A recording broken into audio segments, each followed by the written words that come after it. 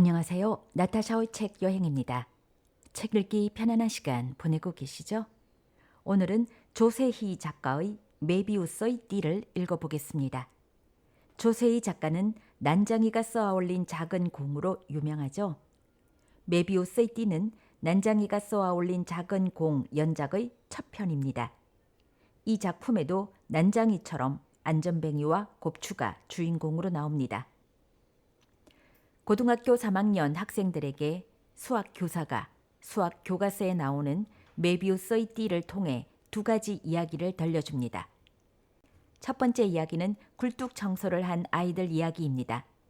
수학 교사는 굴뚝 청소를 같이 한 뒤 얼굴이 새까맣게 된 아이와 깨끗한 아이 가운데 어느 쪽이 얼굴을 씻을 것인가 라고 묻습니다.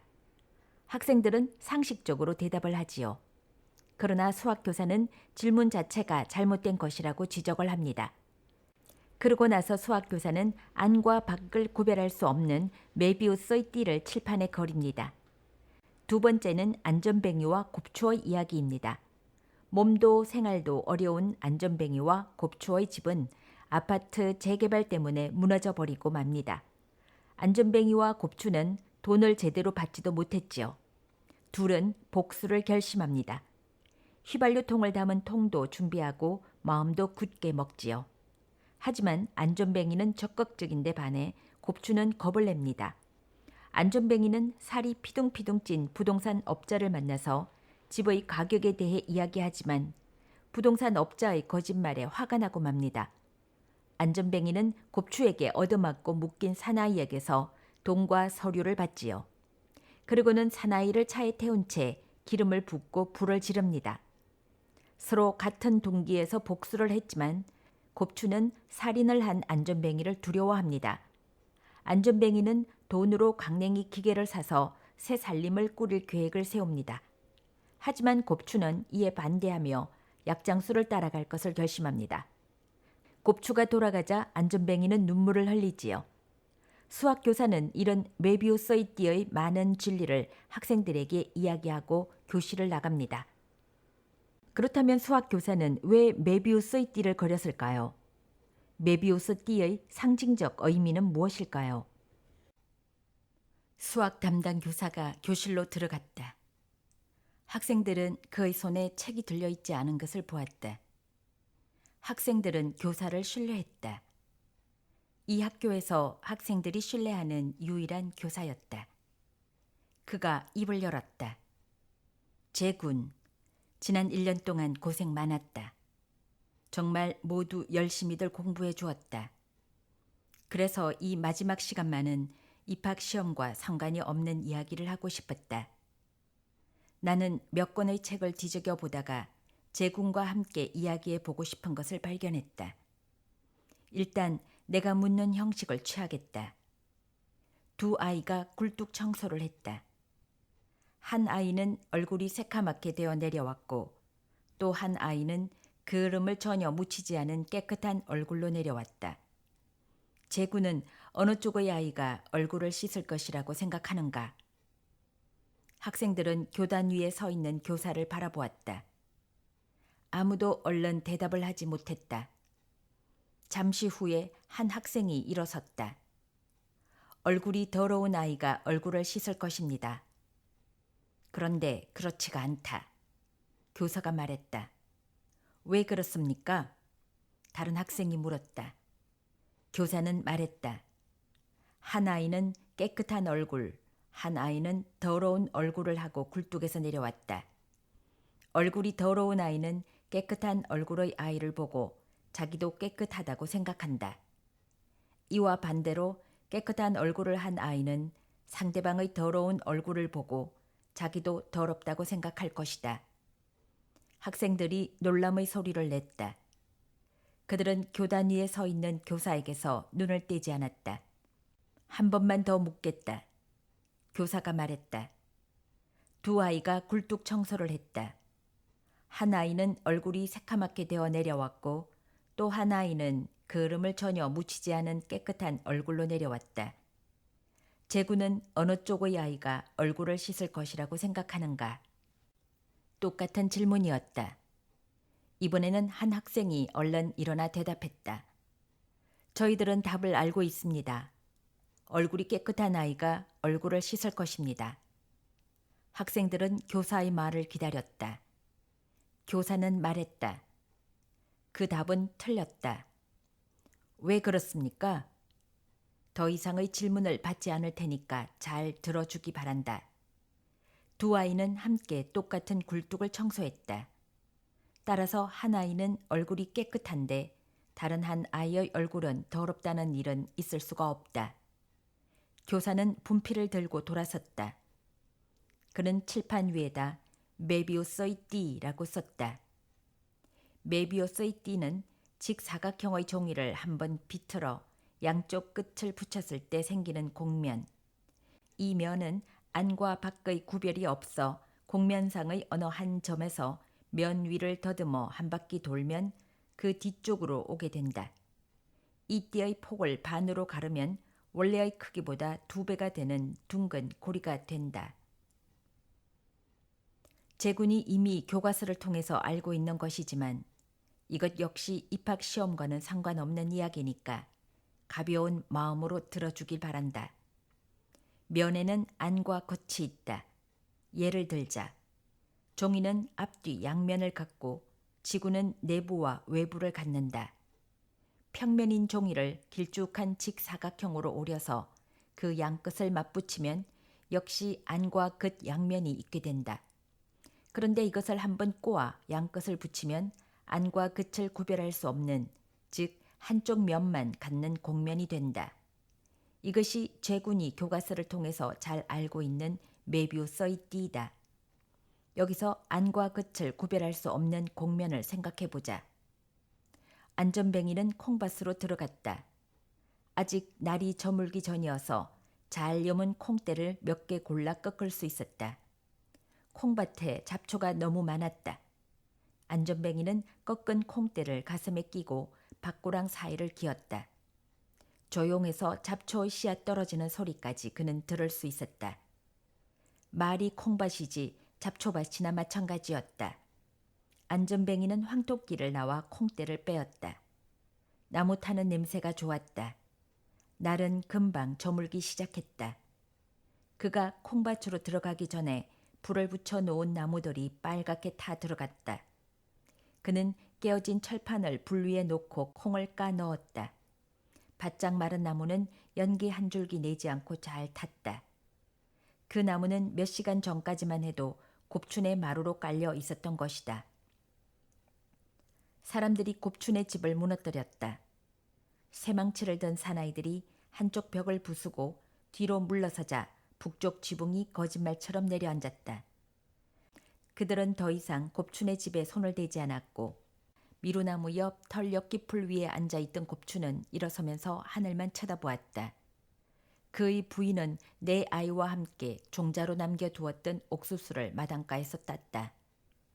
쇠망치를 든 사나이들은 다음 집으로 건너가기 전에 곱춘의 식구들을 말없이 바라보았다. 아무도 덤벼들지 않았고 아무도 울지 않았다. 이것이 그들에게 무서움을 주었다. 주위가 어두워졌다. 안전뱅이는 먹이를 찾아 나선 몇 마리의 쏙독새가 들판에 얕게 나는 날개 소리를 들었다. 그는 철판 위에 계속 콩을 까 넣었다. 나무 타는 냄새와 콩 익는 냄새가 좋았다. 호수 건너편으로 한때의 사람들이 지나가고 있었다. 아파트 공사장 인부들이었다. 안전뱅이는 호숫가 들판을 가로지른 그들의 실루엣이 버스 정류장 쪽으로 이어지는 것을 보았다. 그는 곱추의 발작 소리를 기다리면서 철판을 불 위에서 끌어내렸다. 곱추의 발작 소리는 들리지 않았다. 곱추의 부인, 큰아이, 작은아이 모두 잘 참았다. 그는 익은 콩을 입안에 넣고 씹었다. 곱춘의 마루는 아주 잘 탔다. 동네 사람들이 참지 못하고 새망치를 든 사나이들에게 울면서 달라붙었다. 사람들은 집단 행동에 대해서는 책임을 지지 않아도 되는 것으로 믿고 있었다. 그들은 쇠망치를 든 한 사나이를 끌어내어 치고받았다. 그는 몇 분 뒤에 피를 흘리며 일어나 한쪽 팔을 흔들더니 입에 물고 있던 피를 확 뱉어냈다. 부러진 앞니들이 피에 섞여 나왔다. 안전뱅이는 쇠망치를 든 사나이들이 다가오자 코스모스가 한창인 길 옆으로 비켜 앉으며 집을 가리켰다. 안전뱅이네 식구들은 곱춘의 식구들보다 대가 약했다. 부인은 펌프대 뒤쪽에 쪼그리고 앉더니 때 묻은 치마를 올려 얼굴을 감쌌다. 아이들은 그 옆에서 연신 두 눈을 쓸어내렸다. 지붕과 벽은 순식간에 내려앉고 먼지만 올랐다. 안전뱅이는 곱추가 다가오는 발작 소리를 들었다.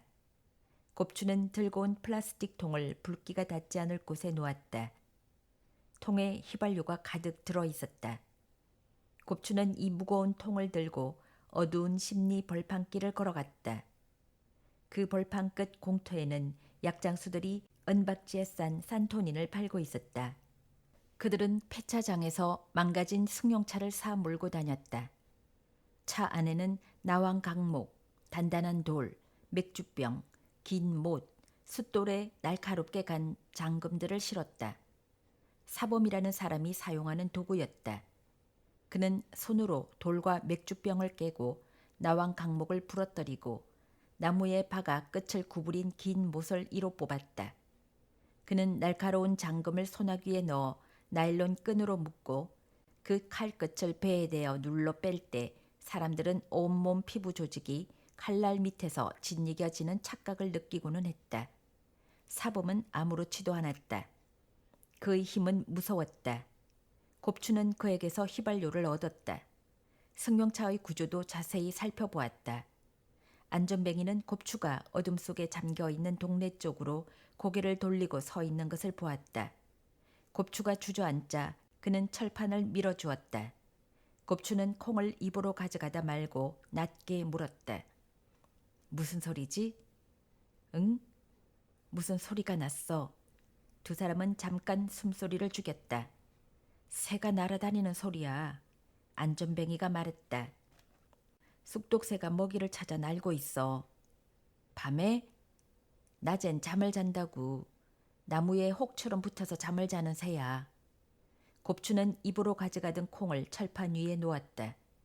안전뱅이는 곱추가 떨리는 손으로 담배를 피워 무는 것을 보았다. 왜 그래? 안전뱅이가 물었다. 아무것도 아냐. 곱추가 말했다. 겁이 나서 그래? 무서울 건 없어. 마음이 내키지 않으면 들어가. 곱추는 고개를 저었다. 곱춘의 아이들은 천막 안에서 잠을 잤다. 그 아이들은 잠들기 전에 천막 앞에다 불을 피웠다. 안전뱅이네 아이들이 저희 집 부엌 문짝을 가져와 불 위에 놓았다. 다 부서져 팔 수도 없는 것이었다. 천막 안은 캄캄했다. 불 앞에 모여 섰던 동네 사람들이 흩어져 가자 집들이 들어섰던 어수선한 땅은 어둠에 쌓였다. 어른들은 한 줄기 부연 불빛을 따라갔다. 방범 초소 앞 공터에 승용차가 서 있었고 사나이는 차 안에서 몇 사람이 건네준 종이 쪽지와 인감 증명을 들여다보았다. 사나이는 밖으로 돈을 내밀었다. 사람들은 차 안에 쪼그리고 앉아 돈을 세었다. 안전뱅이는 철판을 다시 불 위에 올려놓고 콩을 까 넣었다. 그는 곱추가 콩이라도 먹는 것을 보고 싶었다. 그는 곱추가 지난 며칠 동안 무엇을 먹는 것을 본 적이 없다. 나올 때가 됐잖아. 곱추가 물었다. 그의 담배는 바짝 타 들어가 두 손가락 끝에 걸려 있었다. 됐어. 안전뱅이가 말했다. 그자가 날 죽이지만 않게 해줘. 살이 피둥피둥 찐 친구야. 그 몸무게로 눌러오면 난 수만 번 제대로 못 쉬고 뻗을 거야. 그러면서 날들어 들어가래? 자네가 들어가면 다른 방법을 써야지. 다른 방법? 묻지 마. 안전뱅이는 고개를 돌렸다. 그의 시야를 아파트 건물들이 가렸다. 벌판 서쪽 끝에서 동쪽 끝까지 잔뜩 들어선 아파트의 골조들이 시커먼 모습으로 서 있었다. 곱추가 두 손으로 모래흙을 퍼 불 위에 뿌렸다. 안전뱅이는 철판을 끌어내렸다. 그는 곱추가 불을 다 끌 때까지 묵묵히 보고만 있었다. 마지막 한 줌의 불까지 덮어버리자 주위는 어둠에 쌓였다. 불을 켰어. 곱추가 말했다. 안전뱅이는 동네 쪽으로 고개를 돌렸다. 승용차의 불빛이 밤하늘을 몇 번 휘둘러졌더니 서서히 움직이기 시작했다. 먹어. 안전뱅이가 철판을 밀어놓으며 말했다. 곱추는 철판을 콩밭으로 차버렸다. 그는 휘발유가 든 플라스틱 통을 들고 앞서 걸었다.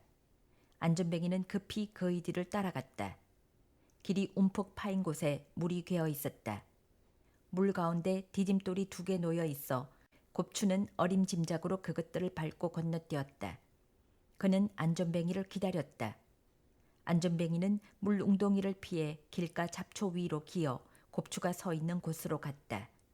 그는 길 한가운데 자리를 잡고 반드시 앉았다. 그리고 양쪽 주머니에 꼭꼭 감아 넣었던 전깃줄을 꺼내 친구에게 보였다. 곱추는 고개를 끄덕이고 바른 쪽 콩밭으로 들어가 숨었다. 안전뱅이는 사방이 너무 조용해 겁이 났다. 그래서 친구에게 말을 걸었다. 오늘 시세 알아봤어? 응. 곱추는 보이지 않고 목소리만 들려왔다. 얼마래? 38만 원. 안전뱅이는 더 이상 말할 기분이 나지 않았다.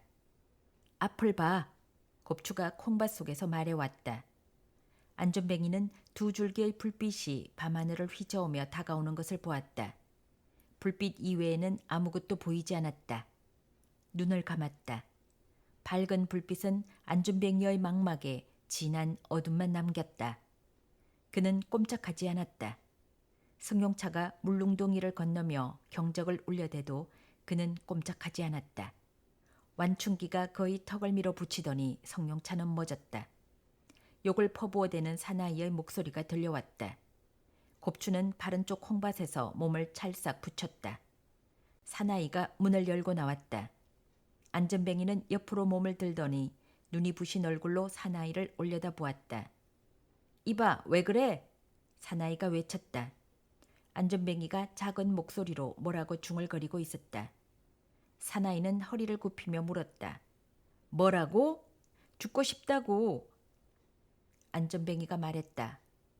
내 위로 차를 몰고 가. 나를 상관하지 말고. 그 목소리가 아주 작아 사나이는 안전뱅이 옆에 쭈그리듯 앉았다. 이유나 알자. 도대체 왜 그러는 거야? 나를 알겠어? 알잖고 나에게 입주권을 팔았잖아. 그래, 당신이 16만 원에 사갔지. 나를 원망할 건 없어. 나는 시에서 주는 이주 보조금보다 1만 원이나 더 준 거야. 아무도 원망하지 않아. 안전뱅이가 말했다. 우린 그 돈으로 전세 들었던 사람을 내보낼 수 있었어. 이봐, 길을 비키게. 사나이가 말했다. 안전뱅이는 얼굴을 돌렸다. 전세돈을 빼주니까 끝이야. 아파트 입주 능력이 없어서 팔아버린 것 아냐? 그런데 이제 와서 무슨 이야기를 하는 거야? 집이 헐린 걸 봤지? 봤어. 사나이의 목소리가 거칠어졌다. 우리 집이 없어졌어. 안전뱅이의 목소리는 여전히 작았다. 당신은 나에게 20만 원을 더 줘야 돼. 뭐라고? 아무것도 모른다고 그럴 수가 있어? 38만 원짜리를 16만 원에 사다 22만 원씩이나 더 받고 넘긴다는 건 말이 안 돼. 나에게 20만 원을 줘도 2만 원의 이익을 보는 것 아냐? 더구나 당신은 우리 동네 입주권을 몰아 사버렸지? 비켜! 사나이가 몸을 일으켰다. 비키지 않으면 집어 던질 테야. 마음대로 해. 아주 짧은 순간 안전뱅이는 정신을 잃었었다. 사나이의 구둣발이 그의 가슴을 차버렸던 것이다. 안전뱅이는 거듭 들어오는 사나이의 구둣발을 정신없이 잡고 늘어졌다. 안전뱅이는 너무 약했다. 사나이는 안전뱅이의 얼굴을 큰 주먹으로 몇 번 쥐어박더니 번쩍 들어 풀숲으로 내던졌다. 그는 거꾸로 처박히듯 내던져진 안전뱅이가 길 위로 기어 나오려고 곰지락거리는 것을 확인하고 돌아섰다. 방해물이 기어 나오기 전에 빨리 지나가야 했다. 그는 승용차 안으로 들어가기 위해 몸을 굽혔다. 순간 검은 그림자가 그의 명치 밑을 힘껏 차왔다. 사나이의 큰 몸이 힘없이 나가 떨어졌다. 콩밭에 숨어있던 곱추가 차 안으로 들어가 있다 죽을 힘을 다해 사나이를 차버렸던 것이다. 돈을 줄게. 사나이는 말을 하고 싶었다. 그러나 그는 말을 할 수가 없었다. 곱추가 그 입에 큰 반창고를 붙인 뒤였다. 몸도 움직일 수가 없었다. 그의 몸은 전깃줄로 꽁꽁 묶여 있었다. 사나이는 곱추가 안전뱅이를 차 안으로 끌고 가는 것을 보았다. 불빛에 드러난 안전뱅이의 얼굴은 피투성이었다. 곱추가 그의 얼굴을 씻어주었다. 안전뱅이는 울고 있었다. 내가 뻗는 꼴을 보고 싶었지? 안전뱅이가 말했다. 그렇지 않다면 좀 더 빨리 나왔어야 했어. 자넨 내가 뻗는 꼴을 보고 싶었던 거야. 그만둬. 곱추가 몸을 돌려 걸으며 말했다. 저자를 차에 태워야 돼. 그리고 가방을 찾아야지. 태워? 안전뱅이가 따라오며 말했다. 사나이는 온몸을 뒤틀다 지쳐 조용히 누워 있었다. 곱추가 차 안으로 들어가 밤하늘을 일직선으로 가르며 켜져 있던 두 줄기의 불을 꺼버렸다. 엔진도 껐다. 그는 운전석 밑에서 검정색 가방을 찾았다. 밖에서는 안전뱅이가 사나이의 등을 받쳐 밀어 앉혔다. 곱추가 나와 허리를 끼어안아 일으켰다. 두 친구는 사나이의 몸을 떠받치듯 밀어 운전석으로 올려 앉혔다. 나를 저자 옆에 앉혀줘. 안전뱅이가 말했다. 곱추가 그를 안아 바른 쪽 좌석에 앉혀주었다. 자신은 뒤쪽으로 들어가 검정색 가방을 열었다. 사나이는 보기만 했다. 돈과 서류야. 곱추가 말했다. 보여줘. 안전뱅이가 말했다. 사나이는 안전뱅이와 곱추가 자기의 모든 것을 갖고 있다는 것을 알았다. 우리 건 벌써 팔아버렸어. 안전뱅이가 가방 안을 뒤적이면서 말했다. 사나이는 두 눈만 껌뻑거렸다. 잘 봐. 우리 이름이 이 공책에 적혀 있어. 그런데 연필로 그어버린 거야. 이건 팔았다는 뜻이야. 그런데 연필로 그어버린 거야. 이건 팔았다는 뜻이야. 안전뱅이가 쳐다보자 사나이가 고개만 끄덕였다. 38만 원에? 사나이가 다시 고개를 끄덕였다. 돈을 세어봐. 곱추가 말했다. 안전뱅이가 돈을 세기 시작했다. 그는 꼭 20만 원씩 두 뭉치의 돈만 꺼냈다. 이건 우리 돈이야. 안전뱅이가 말했다. 사나이는 다시 고개만 끄덕였다. 그는 안전뱅이가 뒷좌석의 친구에게 한 뭉치의 돈을 넘겨주는 것을 보았다. 안전뱅이의 손이 부들부들 떨렸다. 곱추의 손도 마찬가지로 떨렸다. 두 친구의 가슴은 더 떨렸다. 안전뱅이는 앞가슴을 풀어헤쳐 돈 뭉치를 넣더니 단추를 잠그고 옷깃을 여몄다. 곱추는 윗옷 바른 쪽 주머니에 넣었다. 곱추의 옷에는 안주머니가 없었다. 돈을 챙겨 넣자 내일 할 일들이 머리에 떠올랐다. 안전뱅이의 머리에도 내일 할 일들이 떠올랐다. 아이들은 천막 안에서 잠을 자고 있었다. 통을 가져와. 안전뱅이가 말했다. 그의 손에는 마지막 전깃줄이 들려 있었다. 밖으로 나온 곱추는 콩밭에서 플라스틱 통을 찾았다. 그는 친구의 얼굴만 보았다. 그 외에는 정말 아무것도 보지 않았다. 그는 성룡차 옆을 떠나 동네를 향해 걷기 시작했다. 유난히 조용한 밤이었다. 불빛 한 점 없어 동네가 어디쯤 앉아 있는지 알 수 없을 정도였다. 그는 이따금 걸음을 멈추고 안전뱅이가 기어오는 소리를 듣기 위해 귀를 기울였다. 안전뱅이는 성룡차 안에서 몸을 굴려 밖으로 떨어져 나올 것이다. 그는 문을 쾅 닫고 아주 빠르게 손을 놀려 어둠 깔린 황토길 위를 기어올 것이다. 곱추는 자기의 평상 걸음과 손을 빠르게 놀렸을 때의 안전뱅이의 속도를 생각하면서 걸었다. 동네 입구로 들어선 곱추는 헐린 외딴집 마당가로가 펌퍼의 손잡이를 눌렀다. 그는 두 손으로 물을 받아 입을 죽였다. 그 손을 윗옷 바른 쪽 주머니에 대어 보았다. 안전뱅이가 가쁜 숨을 몰아쉬며 기어오고 있었다. 곱추는 앞으로 다가가 안전뱅이의 얼굴을 들여다보았다. 어두워서 잘 보이지 않았다. 안전뱅이의 몸에서는 휘발유 냄새가 났다. 곱추가 펌퍼를 찧어 안전뱅이의 얼굴을 씻어주었다. 안전뱅이는 얼굴이 쓰라려 눈을 감았다. 그러나 이런 아픔점은 아무것도 아니었다.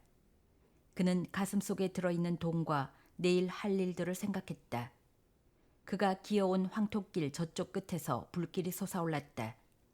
그는 일어서려는 친구를 잡아앉혔다. 새망치를 든 사람들이 왔을 때 곱춘의 식구들은 정말 잘 참았다.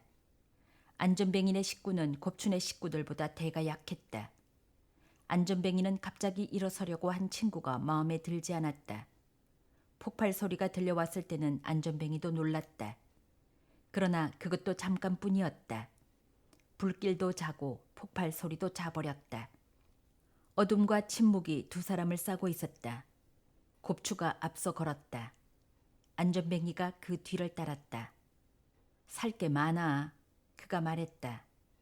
모터가 달린 자전거와 리어커를 사야 돼. 그 다음엔 강냉이 기계를 사야지. 자네는 운전만 하면 돼. 내가 기어다니는 꼴은 보지 않게 될 거야. 안전뱅이는 친구의 반응을 기다렸다. 곱추는 말이 없었다. 왜 그래? 안전뱅이는 급히 따라가 곱추의 바짓가랑이를 잡았다.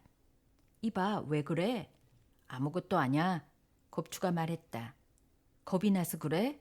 안전뱅이가 물었다. 아무렇지도 않아. 곱추가 말했다. 묘해. 이런 기분은 처음이야. 그럼 잘 됐어. 잘 된 게 아니야. 안전뱅이는 이렇게 차분한 친구의 목소리를 처음 들었다. 나는 자네와 가지 않겠어. 뭐? 자네와 가지 않겠다고. 갑자기 무슨 소리를 하는 거야? 내일 삼양동이나 거여동으로 가자고. 그곳엔 방이 많아. 식구들을 안정시켜 놓고 우린 강냉이 기계를 끌고 나오면 되는 거야. 모터가 달린 자전거를 사면 못 갈 곳이 없어. 관련동에 갔었던 일 생각나? 몇 방을 튀겼었는지 벌써 잊었어? 밤 9시까지 계속 돌려댔었잖아. 그들은 강냉이를 먹기 위해 튀기러 오는 게 아니야. 옛날 생각이 나서 아이들을 앞세우고 올 뿐이야. 우린 며칠에 한 번씩 집에 돌아가 여편네가 입을 벌릴 정도의 돈을 쏟아 놓을 수가 있다고. 그런데 자네는 무슨 생각을 하는 거야? 나는 사범을 따라갈 생각이야. 그 약장수? 응. 미쳤어? 그 나이에 무슨 약장사를 하겠다는 거야? 완전한 사람은 얼마 없어. 그는 완전한 사람이야. 죽을 힘을 다해 일하고 그 무서운 대가로 먹고 살아. 그가 파는 기생충 약은 가짜가 아니야. 그는 자기의 일을 훌륭히 도와줄 수 있는 내 몸의 특징을 인정해 줄 거야. 곱추는 이렇게 말하고 한마디 덧붙였다. 내가 무서워하는 것은 자네의 마음이야. 그러니까 알겠네. 안전뱅이가 말했다. 가, 막지 않겠어. 나는 아무도 죽이지 않았어. 어쨌든 곱추가 돌아서면서 말했다. 무슨 해결이 나야 말이지.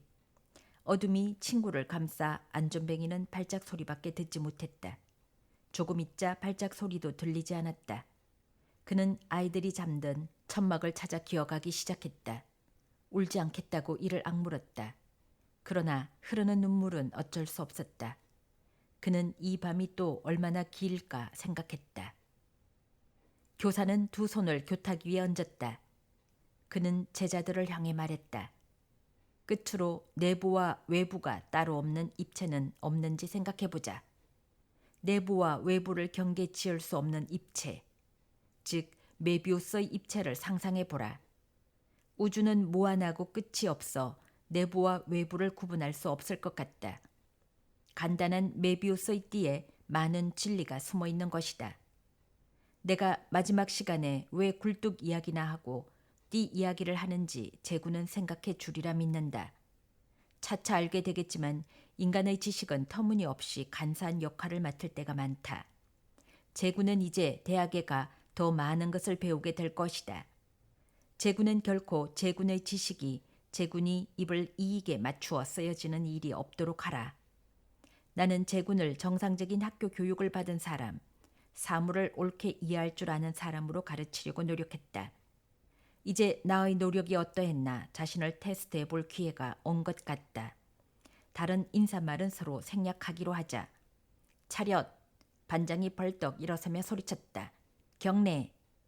교사는 상체를 굽혀 답례하고 교단에서 내려왔다. 그는 교실에서 나갔다. 겨울해는 이미 기울어 교실란이 어두워 왔다. 수학 교사가 학생들에게 굴뚝 청소를 같이 한 뒤 얼굴이 새까맣게 된 아이와 깨끗한 아이 가운데 어느 쪽이 얼굴을 씻을 것인가를 묻고 이에 학생들이 상식적인 대답을 하는 것이 첫 번째 이야기인데요. 여기서 수학 교사는 학생들의 경솔한 대답을 지적하면서 칠판에 안과 밖을 구별할 수 없는 메비우스의 띠를 그립니다. 수학 교사가 메비우스의 띠를 그린 이유는 학생들이 더러운 아이와 깨끗한 아이가 있다는 전제를 너무 당연하게 받아들이기 때문입니다. 이는 학생들이 고정관념에 사로잡혀 있음을 보여주는 것인데 교사는 이러한 고정관념을 깨뜨리기 위해서 안과 밖을 구분할 수 없는 메비우스의 띠를 그린 것입니다. 그리고 두 번째 이야기에서는 안전뱅이와 곱추가 등장하는데요. 이 이야기에서는 메비우스의 띠가 다양한 의미를 암시적으로 나타냅니다. 이 이야기에서 안전뱅이와 곱추는 아파트 입주권을 헐값으로 사들여 비싼 값에 되파는 부동산 업자에게 복수를 결심을 합니다. 결국 안전뱅이는 부동산 업자를 죽이게 되는데 여기서 곱추는 안전뱅이의 행동에 두려움을 느낍니다. 이 이야기를 통해서 메비우스의 띠는 피해자인 동시에 가해자가 되기도 하는 현실을 상징합니다. 또한 그것은 지식의 간사함에 대한 경계이며 평등한 삶을 꿈꾸는 사람들의 희망이기도 한 것입니다. 곱추는 부동산 업자에게 돈을 되찾는 일은 정당하고 순수한 동기에서 출발한 것이라고 생각했지만 사람을 불태워 죽인 것은 정당하다고 볼 수 없었습니다. 그래서 부동산 업자를 납치해 자신들이 손해본 돈을 되돌려 받으려 했습니다. 그런데 일을 마친 후 곱추는 안전뱅이를 떠나기로 결심합니다. 그 이유는 사기당한 돈을 되찾은 후에도 부동산 업자와 차를 함께 불태워버린 안전뱅이의 행동과 마음이 무서워졌기 때문입니다. 왜 곱추는 약장수와 함께 가기로 결심했을까요? 곱추의 세상을 들여다보면 이 작품에서 부동산 업자에게 아파트 입주권을 판 안전뱅이와 곱추는 뒤늦게 자신들이 사기를 당했다는 사실을 알게 됩니다. 그렇다면 오히려 오직 자신의 힘으로만 살아가는 약장수야말로 인간다운 인간이라고 생각하게 된 것입니다. 지금까지 나타샤의 책 여행이었습니다. 좋은 하루 되세요. 구독과 좋아요는 저의 에너지입니다.